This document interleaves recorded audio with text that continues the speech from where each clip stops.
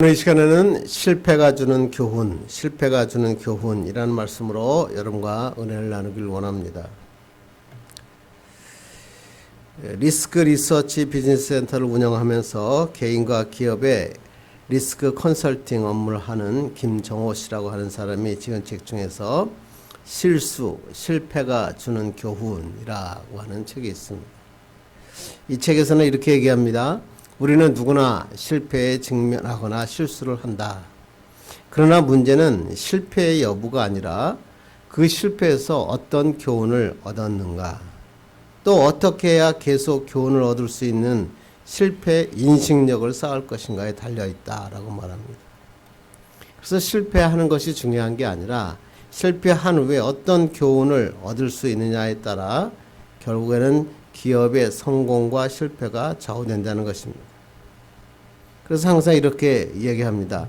실수나 실패를 했을 때 부끄러워하거나 자신을 책망하지 말라.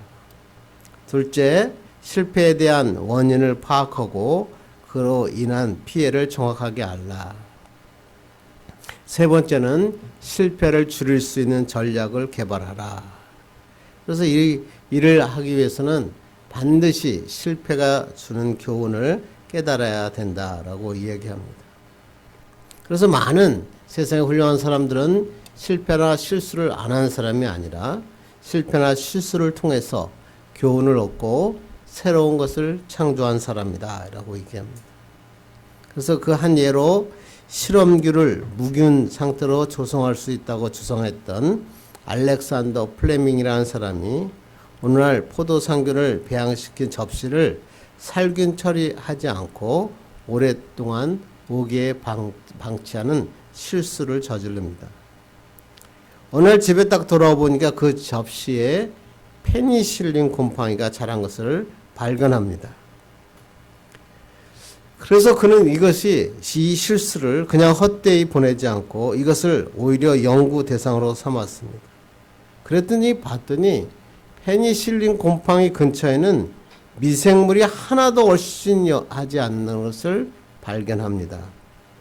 그래서 플레밍은 이렇게 발견한 페니실린을 통해서 수많은 사람들의 생명을 살리게 되었다고 하는 것입니다. 결국 실패와 실수는 성공보다 더 많은 가르침을 우리에게 준다라고 하는 것입니다. 그렇습니다. 사람은 누구나 실수할 수 있습니다. 또 그리고 하는 일도 실패할 수도 있습니다. 그런 것은 중요한 것은 실패한 것이 아니라 실패를 통해서 어떻게 성공의 길로 나아갈 수 있는가. 이를 통해서는 그냥 이루어지는 것은 절대 없다. 실패를 통해서 반드시 교훈을 얻어야 된다. 다시 일어설 수 있는 디딤돌로 삼아야 된다는 것입니다. 그런데 이 세상에 참 특이한 것은 뭐냐면 그냥 실패한 사람들도 많이 있지만 어떤 사람들은 성공의 궤도를 달리다가 갑자기 실패의 나락으로 떨어진 사람들을 많이 볼 수 있고, 기업들도 성공의 길을 막 달리다가 갑자기 쇠퇴하여 큰 어려움에 처하는 것을 많이 볼 수 있다는 것입니다. 그래서 경영학 책에 보면 혼돈을 넘어 위대한 기업으로 라고 하는 책이, 그 주제가 뭐냐면 왜 잘 나가던 기업들이 망하는가, 거기에 대한 원인과 대책에 대한 책입니다. 이 저자인 도널드 썰이라고 하는 사람은 하버드 대학교를 졸업하고 거기서 석사 박사를 받고 하버드 대학에서 경영학을 가르치는 교수입니다. 학계로 진출하기 전에 맥킨지사에서 컨설턴트로 투자 자문가로 일했고, 이 많은 것을 통해서 하버드 비즈니스 리뷰라고 하는 유명한 잡지가 있거든요. 거기에 유명한 저널리스트가 있고, 그의 저서인 기업 혁신의 법칙이라고 하는 것은 전체 미국 전 세계의 올해의 책으로 선정되기도 했던 유명한 사람입니다. 그 사람이 최근 들어 책을 냈는데 혼돈을 넘어 위대한 기업으로 라고 하는 책을 냈는데, 이 책의 주제가 왜 잘 나가던 기업들이 망하는가. 그러면서 그 사람들이 잘 나가던 기업들이 망하는데 세 가지 신호가 있다는 것을 발견했다고 합니다. 첫째, CEO가 비즈니스 잡지의 표지 모델로 등장한다. 두 번째는 경영의 컨설턴트들이 그 CEO에 대해서 책을 써서 모델로 삼으라고 한다. 세 번째는 마침내 CEO가 자기가 직접 저술 활동을 해서 모든 사람들에게 자기처럼 성공하라고 성공하는 성공의 비법을 전한다는 것입니다. 이 세 가지의 그 현상이 딱 나타나면 그 기업들이 곧 쇠퇴하고 망하더라라고 하는 것을 발견하는 것입니다. 왜 그랬을까? 그것은 뭐냐면 성공을 가져다주는 경영 방식에 너무 자만했기 때문이다. 그래서 그 원인을 이렇게 얘기합니다. 성공이 가져다준 자만, 우월감과 교만이다. 이렇게 얘기합니다. 그렇습니다. 우월감, 교만, 자만은 성공의 자신의 성공 방식만을 고집하게 되고 결국에는 그 기업 환경에 반응하지 못해서 성공한 기업이 이 세상에서 도태하는 기업으로 남게 되더라. 그래서 위기를 기회로 삼으려면 마음을 다시 바로 잡아야 된다. 초심을 잃지 말고 민첩하게 해야 된다. 그래서 너무 영웅적인 리더십에 의존하지 말고 소신 있게 일할 수 있어야 된다라고 얘기합니다. 특별히 성공한 후에 가져오는 마음의 복병, 교만과 우월감을 버리고 항상 초심을 잃지 말고 기업을 경영해야 된다라고 얘기합니다. 그리고 이 책의 마지막에 이렇게 쓰여 있습니다. 교만은 패망의 선봉이요 거만한 마음은 넘어짐의 앞잡이니라. 이 잠언의 말씀이 성경의 말씀이 비즈니스에도 그대로 적용된다. 이렇게 이 도널드는 얘기합니다. 그렇습니다. 모든 사람이 성공한 후에 이러한 자만, 우월감, 그리고 교만이 마음을 공격합니다. 이전에는 눈에 보이는 대적을 향해서 싸웠기 때문에 어떻게든지 그 대적에 힘을 집중하고 힘을 다했는데 마음에 있는 속병, 속에 있는 복병은 송수부책으로 당할 때가 많이 있다는 것입니다. 성공한 이후의 기업도 그런 많은 사람이 있고 심지어 교회도 성공한 후에 많이 쇠퇴하는 것을 보고 무너지는 것도 봅니다. 왜 그럴까요? 갑자기 숨어 있다가 내가 성공했다고 생각할 때 마음의 복병이 나타나기 때문에 그렇습니다. 그래서 인생에서 가장 무서운 복병은 눈에 보이는 대적이 아니라 마음의 복병이다. 세상에 적은 눈을 크게 뜨면 볼 수 있지만 마음의 복병은 한 구석에 숨어 있다가 갑자기 내가 기도의 빗장을 내려놓을 때 그 기도의 빗장을 내려놓는 틈을 타서 우리를 무너뜨리기 때문이다. 그렇습니다. 2003년에 복권 당첨금이 이월되면서 무려 240억이라는 거액을 받은 40대 남자가 있었습니다.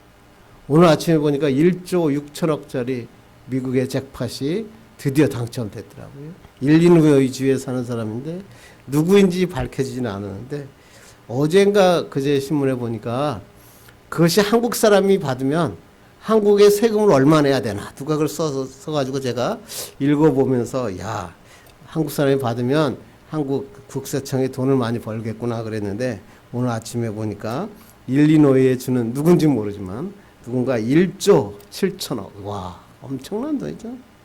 그 돈을 받았다고 합니다. 2003년에도 마찬가지로 무려 240억이라는 거액을 받은 40대 당첨자가 있었다고 합니다. 그런데 그 사람의 결과가 어떻게 했을까요? 10년 만에 자기가 모았던 당첨금을 다 잃어버리고 사기 혐의로 피소되었습니다. 2012년에 당첨되었던 30대 가장은 당첨금 18억을 고스란히 사기를 당했고 목숨을 끊는 일까지 있었다고 합니다. 이들이 실패한 이유가 뭘까요?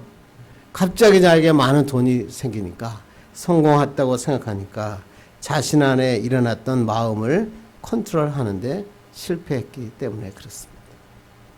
그런데 에디슨은 보십시오. 9,999번째 실험이 끝났다고 했는데 실패했습니다. 그때 친구가 와서 이렇게 합니다.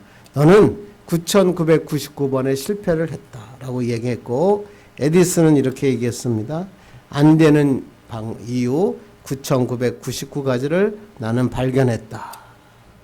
드디어 10,000번째 그는 놀라운 발명품을 발명했고 그것이 우리 인류를 행복하게 하는 도구로 사용했다는 것입니다. 중요합니다. 실패가 중요한 게 아니라 실패를 어떤 마음으로 받아들이냐에 따라 달라지는 것입니다. 그래서 사람들이 이렇게 얘기하죠. 성공과 실패는 항상 같은 선상에 있다. 왜? 성공과 실패는 다른 데 있는 게 아니라 내 마음에 있기 때문이다. 이렇게 얘기합니다. 성경에도 이런 사람이 굉장히 많죠. 다윗을 봅시다. 이스라엘 왕 중의 왕이고 성군의 성군이고 최고의 성군이죠. 하나님을 사랑했고 말씀을 사랑했고 정치적으로 군사적으로 흠잡을 데가 없었고 잘 갖춘 지도자였고 얼마나 잘 갖췄는지 하나님께서는 내 마음에 합한 자다까지 하셨어요. 그런데 그가 성공하는 후에 어떤 마음이 들었죠? 그 마음에 정욕이 찾아왔어요. 우리아의 아내 밧세바를 범해요. 어려움을 겪었고 마음의 상처를 입죠. 그 밧세바의 아들 솔로몬 때문에 결국은 나라가 분열되는 엄청난 사건들이 일어나죠. 모세의 경우도 보세요. 모세는 뭐냐 마음의 분노가 복병이었어요. 평소에도 모세는 분노를 잘 참지 못했죠. 그래서 애굽 사람을 때려 죽여서 들판을 나가게 됐고 또 이제 이스라엘 백성이 시내산 밑에서 금송아지를 가지고 예배 드리자 십계명 돌판을 던져서 깨트리기도 합니다. 그리고 결정적인 사건들이 뭐죠? 백성들이 물이 없다고 하나님을 원망하고 모세를 원망하니까 하나님께서 모세에게 반석을 명하여 물을 내게 하라라고 하나님께서 명령하세요. 그런데 모세는 그 분한 마음을 이기지 못해서 반석에게 명해야 되는데 반석을 2번이나 내리치고 맙니다. 결국 물은 나왔지만 자신을 이기지 못한 이 사건으로 인해서 그는 가나안 입구까지만 가고 가나안을 들어가지도 못하는 그러한 불행한 삶을 살게 됐습니다. 이외에도 사울왕 보십시오. 우시아왕 보십시오. 교만한 마음으로 내가 직접 제사를 지낼 수 있다고 제사장의 직분을 수행하다가 실패하는 왕이 되고 문둥병으로 나중에 죽게 되고 맙니다. 결국 성공과 실패는 어디요? 마음에서 시작하고 마음으로 마무리된다는 것입니다. 그러므로 우리가 성공했을 때나 실패했을 때 반드시 지켜야 되는 것은 마음의 복병입니다. 마음의 복병을 어떻게 다루냐에 따라서 성공과 실패가 달라지는 것입니다. 그렇다면 우리가 실패했을 때, 내 삶이 어려웠을 때 실패를 통해서 우리는 어떤 교훈을 배워야 되고 어떻게 하면 그 실패의 교훈에서 실패해서 일어설 수 있느냐라고 하는 겁니다. 오늘 본문이 그 말씀이죠. 오늘 본문은 이 아이성의 전투에서 실패한 자들이 다시 성공하는 놀라운 하나님의 메시지를 전하는 오늘 본문입니다. 오늘 본문을 보면 여리고 전투에서 큰 승리를 거둔 여호수아와 이스라엘 백성이 아이성 전투에서 실패한 내용이 오늘 나옵니다. 그래서 이 본문을 통해서 한번 아이성에서 실패한 이 전투에서 어떤 교훈을 우리가 얻을 수 있는가, 그리고 그 교훈을 통해서 어떻게 하면 새로운 디딤돌, 성공의 디딤돌로 만들 수 있는가 살펴보기를 원합니다. 여호수아를 보면 여호수아는 여호수아서에 33전 33승합니다. 아이성에도 실패했지만 결국엔 또 성공했기 때문에 그래서 승리했다고 보면 33번의 전쟁이 나오는데 33번을 다 승리합니다. 그래서 여호수아의 별명은 무적 장군입니다. 적수가 없다. 항상 승리하는 장군이다. 그렇게 얘기하는데 그가 유일하게 실패한 전투가 오늘 아이성의 전투입니다. 여호수아 이스라엘 백성은 광야 40년을 마치고 그리고 가나안 땅에 들어왔습니다. 첫 성이 뭐예요? 난공불락의 여리고성이죠. 여리고성을 갖다가 당당하게 무너뜨립니다. 한 사람도 사상자 없이 여리고 전투에서 엄청난 승리를 합니다. 그래서 오늘 2절 보면 한번 2절 보겠습니다. 시작. 여호수아가 여리고에서 사람을 베델 동쪽 벳에안 곁에 있는 아이로 보내며 그들에게 말하 이르되 올라가서 그 땅을 정탐하라 하며 그 사람들이 올라가서 아이를 정탐하고. 아이성은 뭐야? 아브라함이 가나안 땅을 들어오면서 제일 첫 번째 예배드렸던 곳이 바로 이 아이성입니다. 그래서 이 아이성을 정탐한다라는 것은 뭐냐면 가나안 입성을 알리는 공식적인 선포였던 것입니다. 이와 같은 영적인 요지, 그게 바로 오늘 이야기하는 아이성이었거든요. 그래서 오늘 여호수아가 여리고를 점령한 후에 바로 그 영적인 요지인 아이성을 공략하고자 하는 것입니다. 그래서 그들에게 정탐꾼을 보냅니다. 정탐꾼들이 업무를 마치고 나와서 여호수아에게 이렇게 얘기합니다. 저 정도 아이성의 전투면 한 2, 3천 명이면 충분히 가능합니다. 라고 보너합니다. 근데 결과가 어떻게 했을까요? 4절과 5절 봅니다. 시작. 백성 중 3천 명쯤 그리로 올라갔다가 아이 사람 앞에서 도망하니 아이 사람이 그들을 36명쯤 쳐 죽이고 성문 앞에서부터 스바림까지 쫓아가 내려가는 비탈에서 쳤으므로 백성의 마음이 녹아 물같이 된지라. 정탐꾼의 제안에 따라서 3,000명 정도 되는 군사가 아이성으로 올라갔는데 후퇴합니다. 36명의 군사들이 목숨을 잃습니다. 난공불락의 여리고성을 점령하는데 한 명의 사상자도 없었는데 이제는 36명이나 죽임을 당하고 비탈까지 쫓겨 내려와서 수모를 당하게 됩니다. 힘 한 번 제대로 쓰지도 못하고 도망쳐 나오고 실패한 것입니다. 그래서 이 아이성의 전투는 여호수아에서 유일한 패배입니다. 오늘 보니까 이로 인해 백성의 마음이 물같이 녹아내렸다. 그 말은 뭐예요? 앞에서 가나안 족속이 이스라엘 백성이 온다는 걸 보고 마음이 녹았다라는 것이 이젠 이스라엘 백성에게 적용된 것입니다. 승승장구하던 여호수아와 이스라엘 백성이 왜 이 전쟁에서 실패했습니까? 아이성이 여리고보다 더 험악하거나 강했기 때문에 실패한 것입니까? 아니면 갑자기 이스라엘의 전력이 갑자기 노쇠해지거나 약해져서 실패한 것입니까? 아니다. 이스라엘이 실패한 일은 그들의 마음에 있었기 때문에. 마음의 복병이 그들을 공격했을 때 그들의 마음의 복병 앞에 그들이 실패해서 결국 전쟁에 실패하고 만 것입니다. 우리의 삶도 마찬가지입니다. 내 삶을 무너뜨리고 사업이 힘들어지고 가정이 힘들어진 이유는 외부의 환경이 아니라는 거예요. 내 마음에 있다는 거죠. 악한 환경이나 우리를 반대하는 사람들이 우리 신앙인에게 대적이 아니에요. 내 속에 숨어있는 이 죄성, 이것이 바로 하나님을 가볍게 여기고 내 마음대로 살려고 하는 마음의 복병, 영적인 복병이 결국 가장 무서운 적이라는 것입니다. 그래서 우리는 이 세상을 살아갈 때 이 마음의 이 영적인 복병이 무엇인가를 잘 알아야 하나님이 허락하신 축복의 삶을 살 수 있다고 하는 것입니다. 여러분이 너무나 잘 아는 나폴레옹의 전투, 러시아 전쟁 아시죠? 나폴레옹은 포병장교 출신으로 35세의 젊은 나이에 불란서의 황제가 되죠. 유럽의 대부분을 정복하고 1812년 엄청난 나폴레옹의 군대가 러시아군을 침공하기 위해서 69만 명의 대군을 이끌고 러시아 원정길에 나섭니다.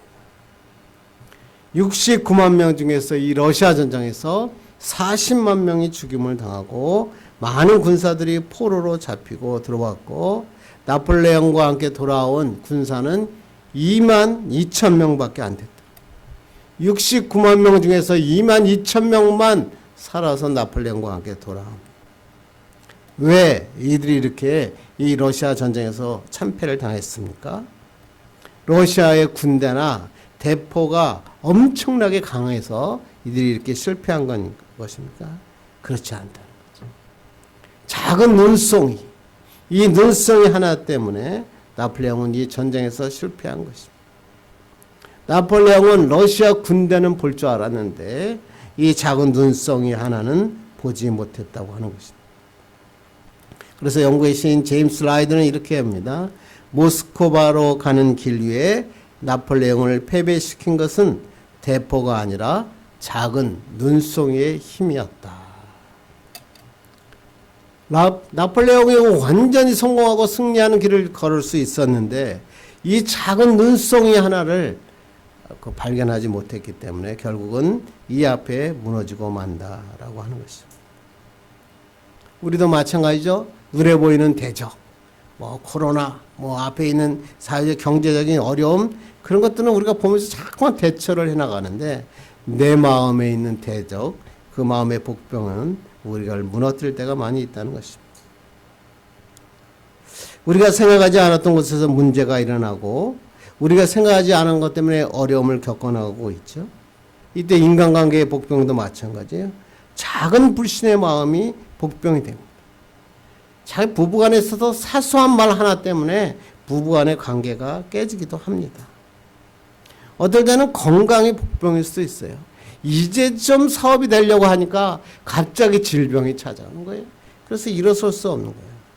이제 정상이 눈앞에 보이는데 갑자기 그 사업에 전념할 수 없도록 건강의 이상이 찾아오기도 한다는 것입니다. 그런데 가장 무서운 복병은 뭐라고요? 영적인 복병입니다. 내 안에 숨어 있다가 결정적인 순간에 튀어나옵니다. 하나님과의 관계를 깨트립니다. 이렇게 되면 뭐예요? 인생 전체가 무너집니다. 하나님의 관계는 단단히 세워야 되는데 이것이 무너질 때 우리는 실패합니다. 이 영적인 복병은 어디서 올까요? 우리 마음에서 옵니다. 나를 힘들게 하는 것은 이겨냈는데, 눈에 보이는 사탄은 이겨냈는데 내 마음의 적을 이길 수 없었기 때문에 그렇습니다. 그러므로 우리 마음의 복병을 이겨야 됩니다. 그러면 어떻게 하면 이 마음의 복병을 이길 수 있습니까? 오늘 본문을 통해서 살펴보고 내봤기를 바랍니다. 첫째 우리가 해야 될 것은 마음에서 아간을 제거해야 됩니다. 우리가 승리하는 삶을 살기 위해서는 가장 먼저 우리 마음에 있는 아간을 제거해야 돼요. 우리 마음의 아간을 제거하지 않으면 하나님께서 기뻐하는 삶을 살 수 없다는 것입니다. 오늘 한번 1절 한번 보겠습니다. 시작. 이스라엘 자손들이 온전히 바친 물건으로 말미암아 범죄하였으니 이는 유다 지파 아세라의 증손 삽디의 송자 갈미의 아들 아간이 온전히 바친 물건을 가졌음이라. 여호와께서 이스라엘 자손들에게 진노하시니라. 하나님께서는 이제 신명기의 말씀 보면 이스라엘 가서 전쟁을 해서 승리할 경우에는 그 성 안에 있는 사람이건 가축이든 다 진멸하고 걷던 물건도 취하지 말라. 그렇게 신명기에 말씀하셨거든요. 그래서 이걸 갖다 뭐냐면 헤렘의 법이라고 하는 것입니다. 이 모든 것은 하나님께 바쳐진 물건이다. 그것이 헤렘이거든요. 그래서 그 헤렘의 법을 하나님께서 말씀하셨어요. 하나님께서 왜 이 헤렘의 법을 그렇게 이스라엘 백성들에게 얘기하신 걸까요? 그것은 뭐냐면 이 헤렘으로 인하여 그들이 마음에 올무가 될까 염려했기 때문이다. 그렇게 신명기에 말씀되어 있습니다. 왜 그럴까요? 이방인들에게 취한 대부분은 우상의 것이었습니다. 은이나 금도 우상 신성의 겉에 붙어있던 그런 것들이기 때문에 이것을 가져오게 되면 처음에는 좋았는데 자꾸만 쳐다보다 보니까 죄악의 길로 들어서게 되더라. 이방 문화가 오염되더라. 결과적으로는 무너지고 말더라. 그래서 하나님께서는 헤렘의 법이라고 하는 특단의 법을 주신 것입니다. 그런데 오늘 본문을 보니까 아간은 하나님께 바쳐진 물건, 이것이 뭐죠? 헤렘이에요. 헤렘을 제 것처럼 취했다. 그게 뭐예요? 하나님의 권리를 넘보았다. 이런 것이죠. 하나님께서는 거룩한 전장의 전리품을 온전히 하나님께 돌려라 그랬는데 그것을 어긴 것입니다.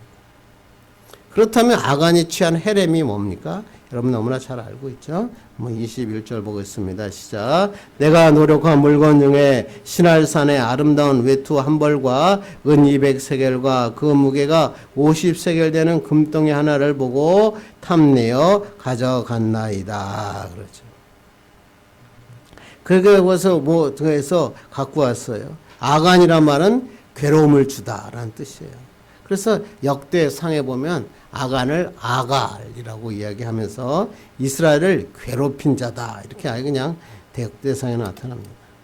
오늘 보니까 아간이 취한 물건이 뭐예요? 시날산의 아름다운 외투 한 벌, 은 200세겔, 50세겔 무게의 금덩이 하나라고 되어 있어요.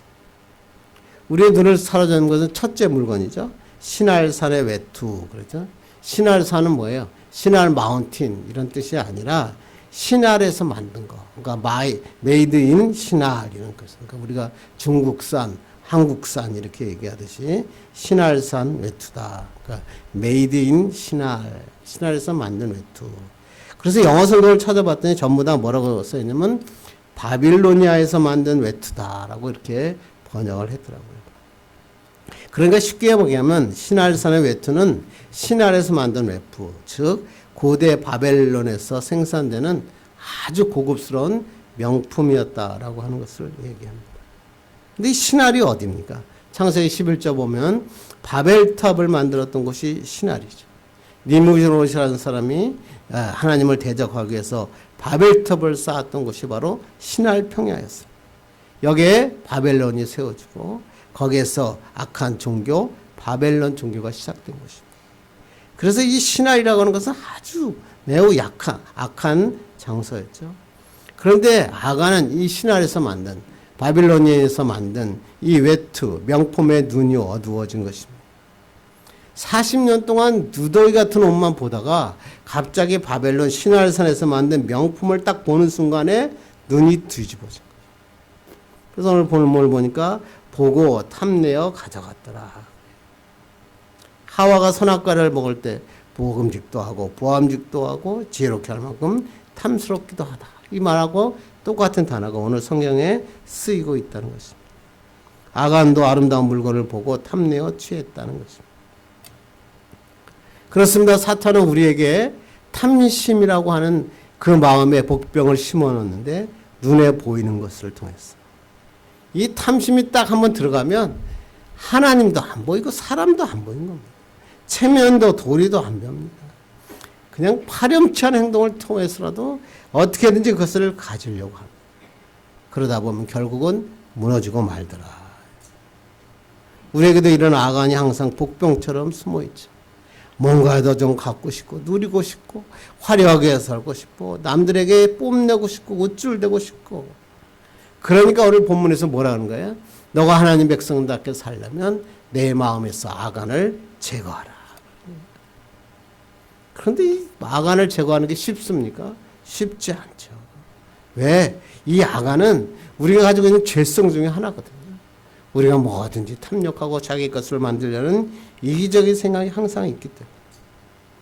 오늘 여호수아는 이 아간을 완전히 제거합니다. 어떻게 제거합니까? 25절 한번 봅니다. 시작. 여호수아가 이르되 내가 어찌하여 우리를 괴롭게 하였느냐. 여호와께서 오늘 너를 괴롭게 하시리라. 아간에게 얘기합니다. 내가 어찌하여 우리를 괴롭게 하느냐. 아간이 뭐예요? 괴롭게 하는 자라는 뜻이죠. 내가 이제 하나님이 너를 괴롭게 하실 것이다. 그러면서 25절 봅시다. 시작. 온 이스라엘이 그를 돌로 치고 물건들을 돌로 치고 불사르고 그 위에 돌 무더기를 크게 쌓았더니 오늘까지 있더라. 여호와께서 그의 맹렬한 진노를 그치시니 그러므로 그곳 이름을 오늘까지 아골 골짜기라 부르더라. 그리고 오늘 찬송할 때 아골 골짝 빈들에도 그 노래가 바로 이 아골 골짜기. 어떤 사람은 잠깐만 이 아골 골짜기를 골고다하고 같다 뭐 이렇게 이야기하시는 분도 많이 있는데 그건 잘못된 해석입니다. 여호수아는 아간의 죄를 선포하고 나서 백성과 함께 그 가족들을 돌로 치고 불사릅니다. 하나님께서 이것을 불살랐다라고 하는 건 뭐예요? 완전히 제거했다. 깨끗하게 했다. 돌무더기를 쌓았다. 그건 뭐예요? 악한 죄인들을 갖다가 묻을 때 돌무더기를 쌓았죠. 그래서 그것을 아골 골짜기다. 아골 골짜기의 뜻은 뭘까요? 괴로움의 골짜기다. 라고 뜻이죠. 그렇습니다. 하나님께서는 이 모든 앞에 이 모든 것을 완전히 제거해버리고 불태워서 제거해버리고 돌로 쌓아 제거해버린 것입니다. 그런데 우리가 이렇게 하기가 쉽지 않죠. 어떻게 하면 될까요? 예수 그리스도의 십자가 보혈 앞에 우리를 내려놓아야 되는 거예요. 그러면 불로 태우고 돌로 쌓아들 수 있어요. 내 능력으로는 탐심을 이길 수 없어요. 처음에는 하나님이 일하겠다고, 내가 주의 일하겠다고. 어떤 사람은 그런 사람들 많죠. 내가 하나님 많은 돈을 벌게 되면, 내가 큰 땅을 갖고 있는데 그 땅을 팔게 되면 하나님의 성전을 짓겠습니다. 하나님의 일을 하겠습니다. 아나니아와 삽비라가 그랬잖아요. 그랬는데 내가 거기에 막상 돈이 생기고 나면 하나님과 약속이 없어져요. 사라져요. 그러니까 결국은 인생에 실패하게 되죠. 그러니까 그걸 다 제거해요. 어떻게 하면 돼요? 예수 그리스도의 보혈 앞에 가지고 나와야 된다. 그런 얘기죠. 두 번째는 뭐냐면 하나님을 떠나지 말아야 된다. 첫 번째 복병이 우리 마음속에 있는 탐심이었다면, 아간이었다면, 두 번째는 하나님을 떠나 내 힘으로 살려고 하는 것을 버려야 된다. 이것을 우리가 뭐라 그래요? 교만이다. 그렇게 하죠. 한번 2절 한번 보겠습니다. 시작. 여호수아가 여리고에서 사람을 베델 동쳐 베데안 곁에 있는 아이로 보내며 그들에게 말하 이르되 올라가서 그 땅을 정탐하라 하며 그 사람들이 올라가서 아이를 정탐하고, 여기서 아이라고 하는 곳은 폐허라는 뜻입니다. 이번에도 하나님께서 여호수아는 이번에 정탐꾼을 보냈고요. 그것을 완전히 새롭게 정복하겠다라고 얘기합니다. 한번 3절 보겠습니다. 시작. 여호수아에게로 돌아와 그에게 이르되 백성을 다 올라가게 하지 말고 2-3천 명만 올라가서 아이를 치게 하소서. 그들은 소수이니 모든 백성을 그리로 보내어 수고롭게 하지 마소서 하므로. 정탐꾼들이 와서 보면서 하는 뭐예요? 아이성은 조그만 성인데 그냥 2-3천만 가면 이길 수 있습니다. 그랬어요.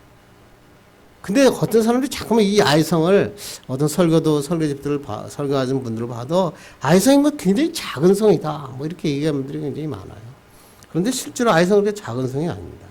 한번 여호수아 8장 25절 봅니다. 시작. 그날에 엎드러진 아이 사람들은 남녀가 모두 12,000명이라. 그날에 죽은 사람이 12,000명이나 되는 엄청나게 큰 성이었어요. 역사학자에 의하면 아이성의 크기는 여리고성의 3배가 넘었다. 그러니까 여리고보다 훨씬 큰 성이었어요. 그러니까 정탐꾼들은 뭐냐면 여리고성에 승리하고 나니까 아이성의 그 큰 성을 보고도 그냥 같지 않게 보인 겁니다. 이야, 이 정도는 우리가 이길 수 있어. 나팔만 불어도 여리고성이 무너졌는데 이 정도는 나도 무너뜨릴 수 있다라고 생각합니다. 그런데 여호수아도 여기서 문제가 뭐냐면 이 여리고성을 뭘 때 하나님 앞에 예배하고 기도하고 하나님이 붙이셨다는 음성을 듣고 나갔는데 아이성에 싸울 때는 한 번도 하나님 앞에 예배하지 않아요. 한 번도 기도하지 않아요. 하나님의 약속이 한 번도 안 나와요. 그래서 나갔는데 완전히 실패합니다. 왜 그랬을까요? 오늘 11절 보겠습니다. 시작. 이스라엘이 범죄하여 내가 그들에게 명령한 나의 언약을 어겼으며. 명령의 언약이 뭐예요? 하나님의 말씀을 듣고 나가라. 그게 하나님의 언약이죠. 그런데 교만한 마음이 딱 드니까, 승성장구하고 나니까 하나님을 떠나게 된 거예요. 그게 바로 실패한 거죠. 기도하지 않는 자는 실패합니다.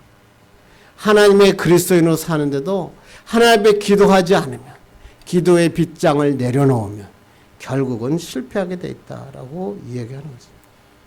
기도할 때는 요단강도 건넜고 난공불락의 여리고성도 무너뜨렸지만 기도하지 않은 자는 결국 실패하고 말더라.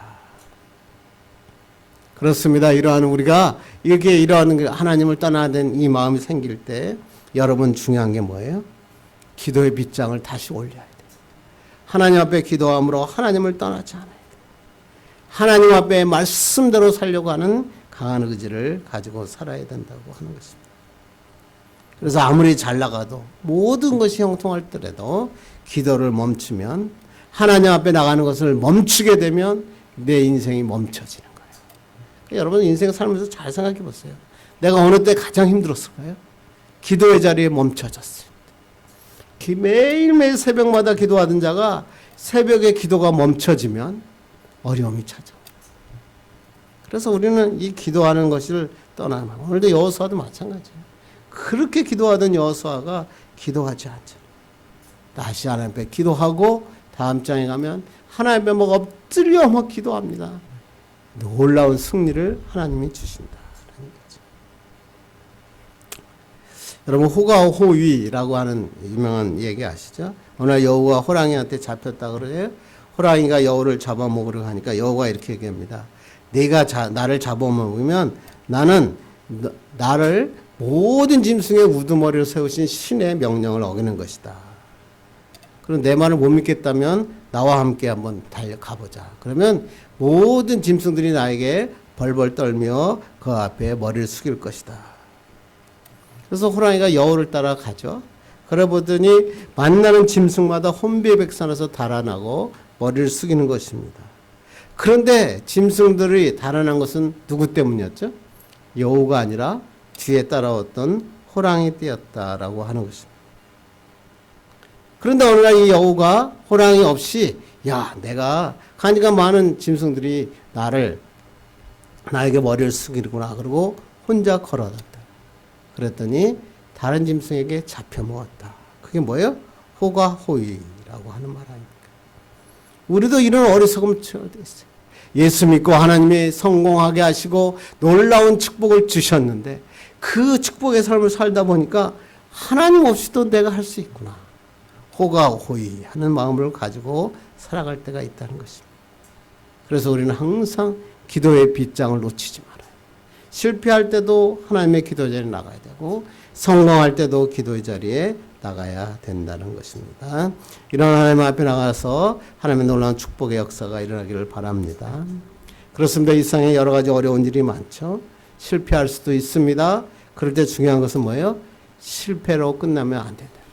실패를 통해서 반드시 배워야 되는 게 있어요. 첫째가 뭐예요? 하나님께서 우리에게 너에게 갖고 있는 악안을 제거하라. 욕심, 이기적인 생각, 탐심이 막 범하게 되면 하나님의 일에 어려움이 찾아요. 처음에 하나님 앞에 나올 때 막 기도하고 초심으로 막 여러 가지를 서원하며 기도하는데 무엇이 생기고 승리하게 되는데 그것이 갑자기 내가 더 중요해지게 돼요. 내 가정, 내 새끼들 이게 더 중요해지는 거예요. 하나님과 약속이 무너지는 거예요. 그러면 하나님이 그냥 놔두지 않으세요. 두 번째는 내 마음의 교만이 찾아왔을 때 하나님 없이도 할 수 있다고 생각합니다. 갑자기 교회 와서 그렇게 충성하던 자들이 성공하고 나니까 주일이 바빠지기 시작하는 거예요. 왜? 주일에 사업할 일이 많거든요. 그러다 보니까 옛날에는 주일날 그렇게 골프를 많이 쳤잖아요. 그러니까 자꾸만 움직이게 되는 거예요. 하나님을 떠나게 되는 거예요. 그들이 나중에 결과는 나중에 결과가 어떻게 될 거예요? 비참한 결과를 얻게 되더라. 우리는 어떻게 해요? 승리할 때도 실패할 때도 하나님을 떠나지 마셔야 돼요. 기도하셔야 돼요. 기도만이 우리의 삶의 승리의 요소라는 것입니다. 이런 축복의 삶 사는 하나님 사람 되기를 주님의 이름으로 축원합니다. 기도하겠습니다. 하나님 아버지 감사합니다. 정말로 내 마음